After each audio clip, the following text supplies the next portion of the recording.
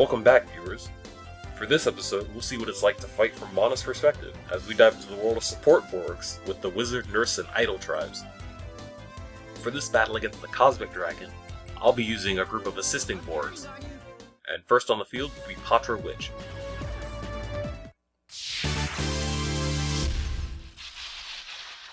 No mercy! Let's rock! Now, Patra Witch's ability, Big Spell, is fairly straightforward. Any eligible Borg struck by the red projectile is made larger. Getting bigger gives you an attack and defense boost, as well as making your attacks harder to dodge due to their size. That does mean your ally will probably hit you more often than they would otherwise, but the reduced damage is still in effect, so it isn't too great a concern. You'll notice that the ally targeting does not have the red bar across it that it normally does. That's a quick and easy way to tell if you're using an assist Borg if you're unsure. Big Spell does wear off fairly quickly if it isn't reapplied, so you'll definitely want to tag your ally as often as you can to boost them up. And with the battle's namesake making its appearance, I definitely want to pump Tetsuya up as much as I can while I've got the chance. How dare you! Ow!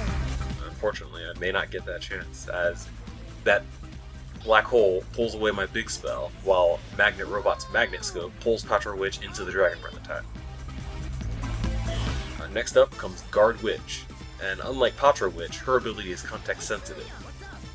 Any ally Borg struck with the Barrier spell gains an outward-facing shield that blocks enemy projectiles, while any enemy struck with it gains an inward-facing one that blocks their shots. It's only of limited usefulness against Cosmic Dragon's beams, but every little bit helps.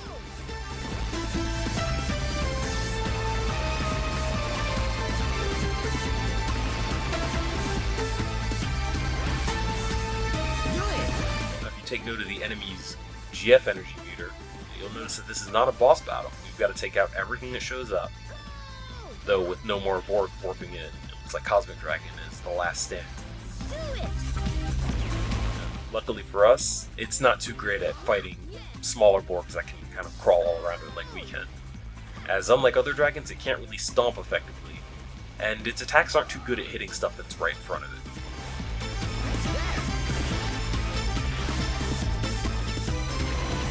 Though as a support Borg, my attack options are limited to either backing away so that my shots will angle upward, or jumping at it and trying to swing my wand, which isn't really working too well. This is really Tetsuya's fight. I'm just backing him up.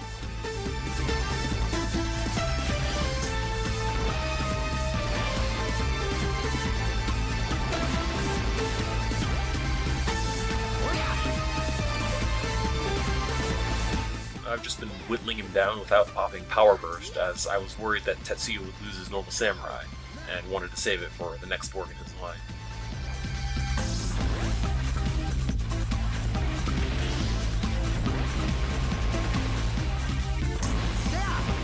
Though in the end it turned out not to matter, as Tetsuya took it down. Alright! See, my score of 0 means I didn't actually defeat a single Borg. So no prizes there, even though it wasn't a boss battle. Next up, I'll be using a force of debilitating support Borgs. And while the assist Borgs were kind of entirely reliant on their ally, debilitating Borgs can show a little more initiative in fighting. Let's do this! Now this is Bastet Witch, Patra Witch's opposite number.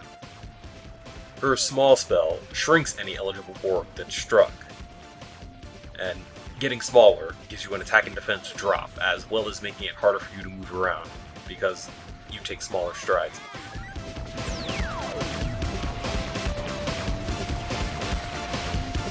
For those of you wondering, why didn't you try and shrink the dragon?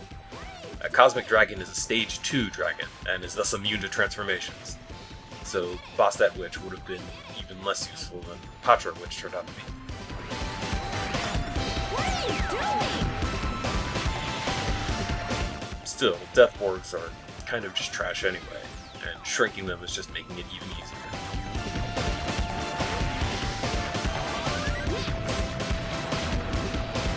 I'm just glad the computer can't really effectively use Sigma, as that would be a nightmare to fight. Yes. Got you. Yes.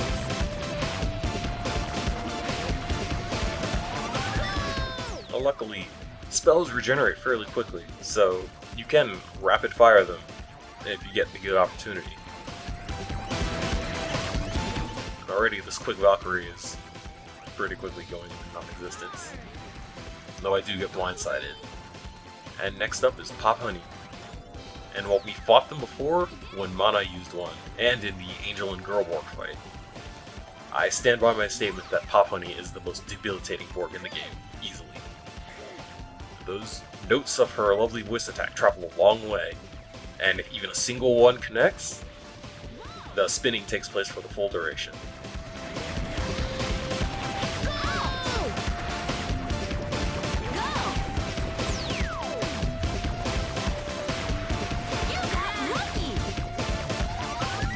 Really, Pop Honey is the ultimate Borg to use if you want to be a jerk, as watching your enemy kind of helplessly fire at nothing, while you simply dance around, firing your little shots, whittling them away, is strangely satisfying.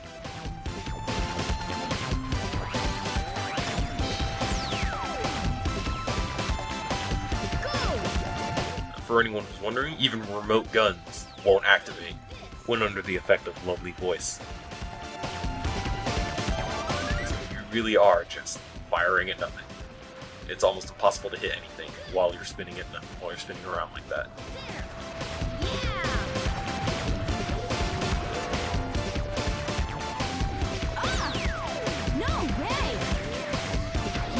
Unfortunately, I misjudged my distance here and get tagged with a hammer. But that's okay, because next up is Bug Witch. And we've also seen them before in the Angel and Girl Borg fight. This is the first time using them. And really, turning something into a roach is kind of cruel when you think about it, as you lose any of your special abilities. You slow down, you get that terrible weapon, it's bad all around.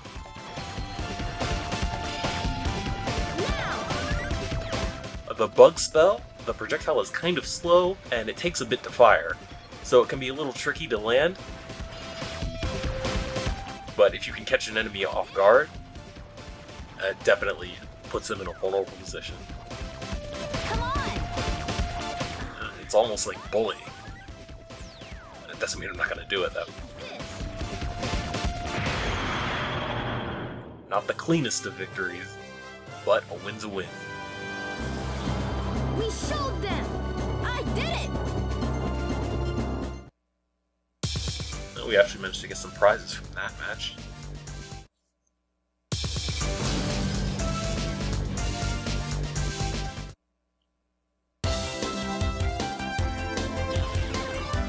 We're kind of closing in on the end of the chapter here, and thus a lot of the fights are just generic death forces meant to build up your GF energy.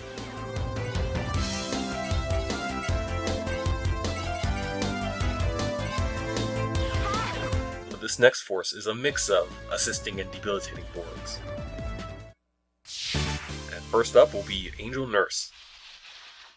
You're easy! And Angel Nurses are Mana's specialty. And of course, their special ability is healing. Of course, you can heal enemies just as easily as allies, so you'll want to be careful.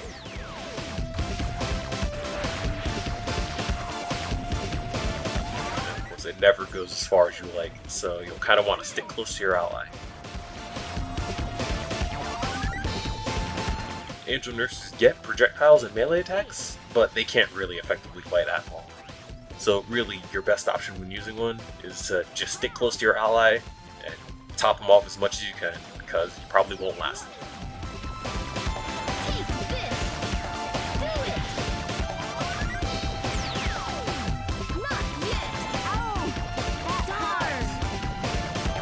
Next up is Sekhmet Witch, and she's essentially an upgraded Bastet Witch.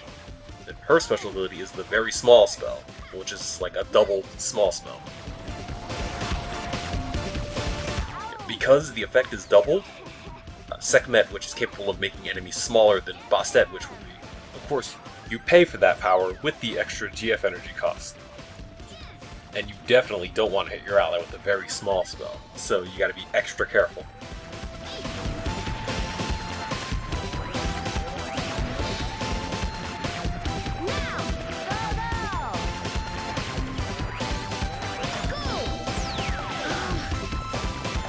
Darn it, Kitsune had a clear shot. Where'd you come from? Oh well. Next up is Shield Witch, the superpowered Guard Witch. Her super barrier spell has the same effect as Guard Witch's barrier spell, but it lasts for a longer time, and can also handle more shots than the original barrier spell.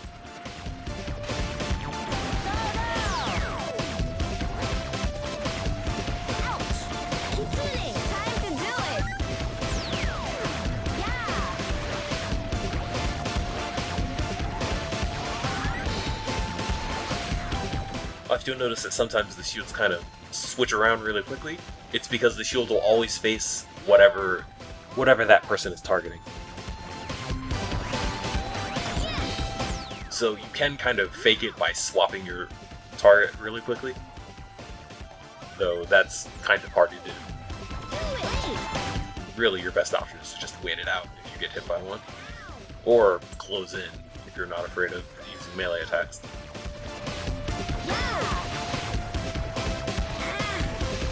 It looks like we're both about to lose our Borgs, so there's not really much I can do. I'm not done yet. Next up is Isis Witch, the powered up Patra Witch.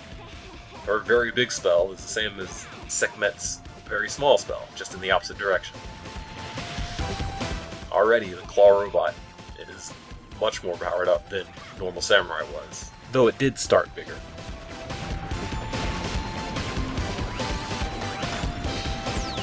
If Isis Witch had been there, I could have equaled the Cosmic Dragon in record time.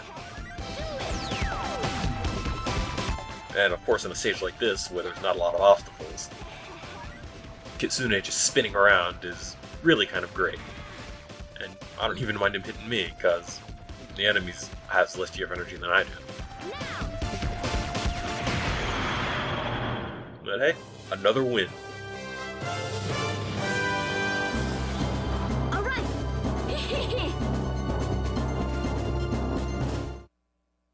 I even managed to take down a few Borgs, so some prizes.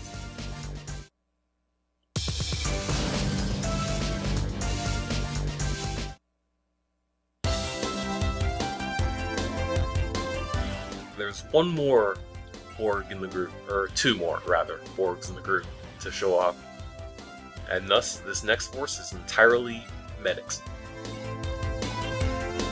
Specifically, now, Amana's partner, and Angel Rescues, the superpowered Angel Nurse. Let's do our best.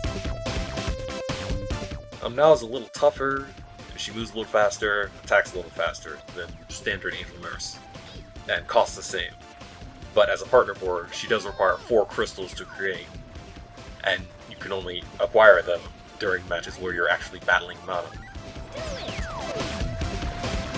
So of course, use her if you got her, but otherwise Angel Nurse will fit just as well. I did it. I did it. Yes. Again, the strategy is the same. Pop off shots when you can, but you'll generally stick close to your ally and keep them topped off.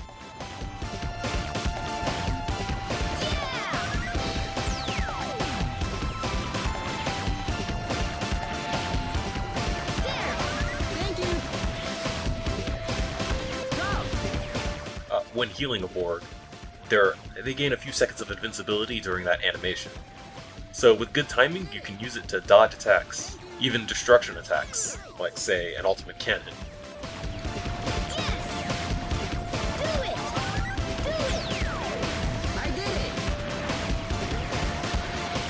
It's kind of an odd feeling, being in a situation where I'm the one more likely to use my Borg during power bursts than the computer.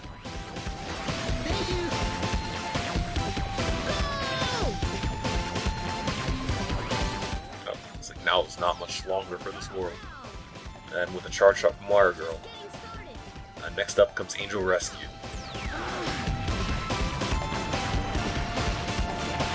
Did I do that? Thank you. She costs a lot more than Angel Nurse does, but you get what you pay for, and that she's much more effective. Oh, here. Her Ultra Healing is much more powerful than Angel Nurse's, even more powerful than Nell's. Though, of course, it's the same strategy of stick close to your partner. Wow. Thought I was a goner. Go.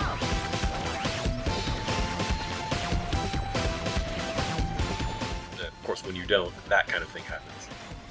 Though with one last daring run, I managed to fill up Kakeru before losing the first Angel Rescue. And next up is Angel Rescue 2.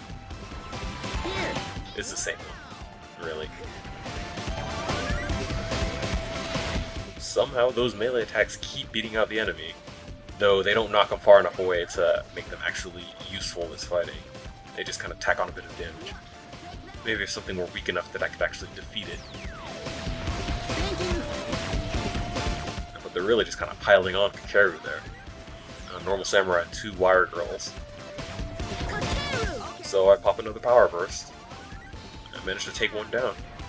Did I do that?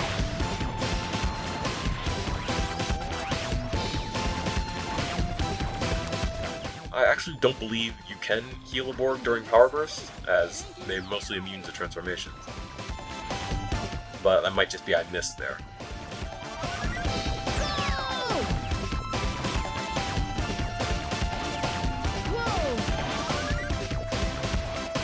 Now, we're the ones to get the gang up on.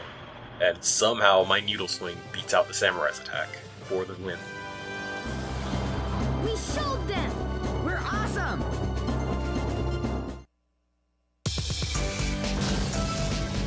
I managed to get a few prizes. And that's it for the 3 tribes of this episode. Though there is one more fight, though it won't be with Rush. We'll be taking Ko into the death base. And the reason for that is, for your first playthrough, this is a special match, and everyone afterward, it's just the chapter ender. I'll do my best.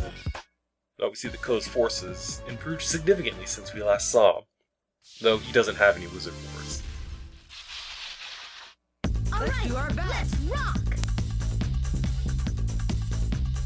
Take this. And you see, this boss battle is, while it doesn't really get difficult, it's where the game kind of stops coddling you, as it opens with a Thunder Dragon, one of the most dangerous Stage 1 dragons. Go! Of course, I can't effectively stomp on it as I keep getting caught on its mantle, and instead of driving down its back like I'm trying to and getting my damage, I'm not even hitting it. Wow! And it manages to give me 2 shots and take out the normal ninja. But that's okay, because next up is Ko's fancy new Wing Soldier. I'm on my way. It's the same Wing Soldier, it's just Ko didn't have one before. Okay. We even get to see a stream of arrows in Power Burst, though that's kind of bad flying, or a few of them got caught on that side there.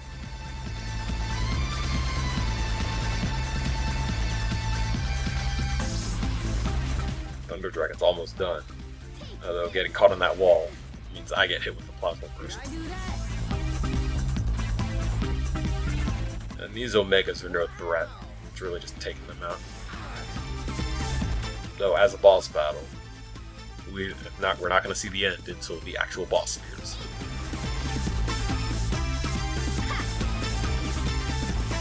Good.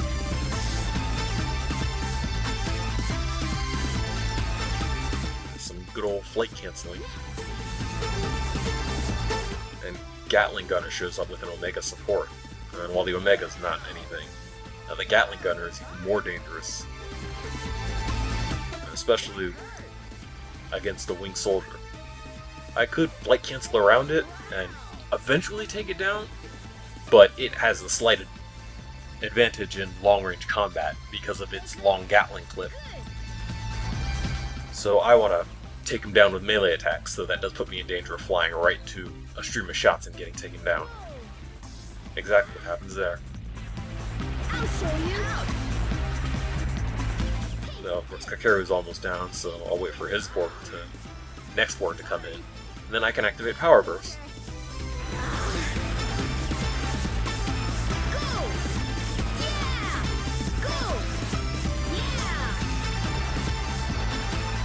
Battle Girl is a great board for her cost. She moves fast, deals good damage. The only problem is she's a little frail. But with that, the boss comes in, the Dark Knight. Though, oddly enough, Orochi isn't with him this time. Did he come on his own, or did GE decide to cut her out of the loop? And while it's definitely dangerous to turn your back on the Death Force bodyguards, I want this fight over as soon as possible. Of course, I run out of boost, so I just kind of hang in the air for a bit. Unfortunately, I managed to get rid of Dark Knight before I lose Battle Girl. We showed them. We're awesome.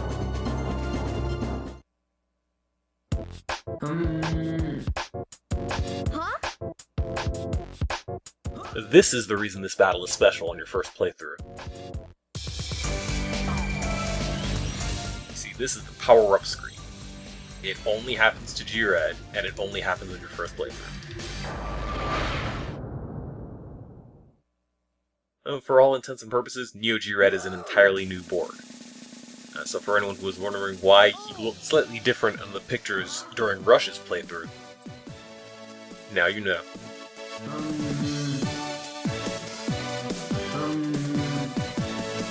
Yeah, G-Red explains how that was their death base.